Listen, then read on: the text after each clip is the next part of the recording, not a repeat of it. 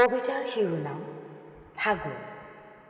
কবি জেৰিফ এহমদ, কণ্ঠ ৰঞ্জনা পাঠক। নেজানো কোনে কাক খেদি ফুৰিছে, ফাগুনৰ পচুৱাই তোমাক নে তুমি ফাগুনৰ পচুৱাক।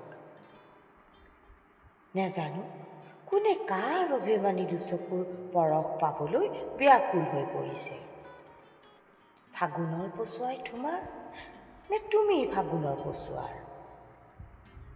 আজি যেতিয়া শুভ্ৰ বগা সাজ পিন্ধি মোৰ ঘৰমুৱা বাটলৈ আহিছিলা, ফাগুন শান্ত হৈ পৰিছিল। পিছে এতিয়া ফাগুন আকৌ অশান্ত হৈ পৰিছে। আকৌ এবাৰ উভতি আহিবানে? আকৌ এবাৰ উভতি আহিবানে? আকৌ এবাৰ উভতি আহিবানে?